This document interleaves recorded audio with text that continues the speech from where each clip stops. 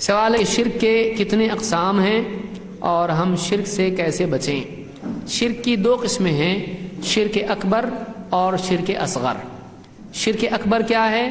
اللہ کی ربوبیت میں، اس کی الوہیت میں اور اس کے اسماء و صفات میں کسی کو شریک کرنا، یعنی اللہ تعالیٰ رب ہے، ہم کو رزق دیتا ہے، زندگی موت دیتا ہے، اولاد دیتا ہے، برکت دیتا ہے، اب کسی اور سے یہ چیز چاہنا، اس کو رب بنانا ہے۔ کہ کوئی آدمی کہے فلاں بزرگ ہم کو اولاد دیتے ہیں، فلاں بزرگ ہمارے رزق میں برکت دیتے ہیں، اس طرح سے ماننا، یہ چیز کیا ہے؟ یہ اس کو رب بنانا ہوا۔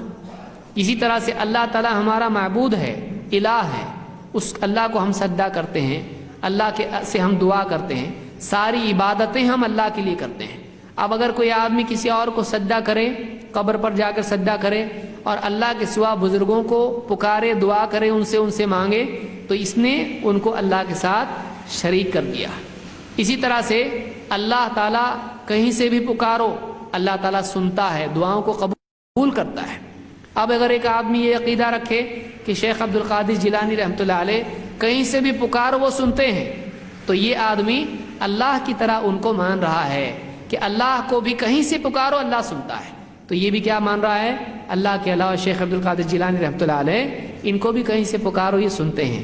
تو یہ ساری چیزیں جو ہیں یہ توحید کے خلاف ہے، یہ اللہ کی صفات میں شرک ہے، یہ اللہ کی صفات میں شرک ہے۔ اولیاء اللہ کو ماننا چاہیے لیکن اولیاء سے مانگنا نہیں چاہیے۔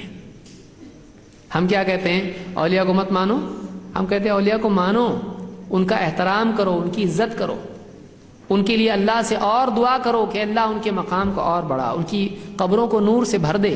یہ ساری چیزیں اپنی جگہ ٹھیک ہے، لیکن اولیاء کو اللہ کے برابر نہیں کر سکتے ہیں۔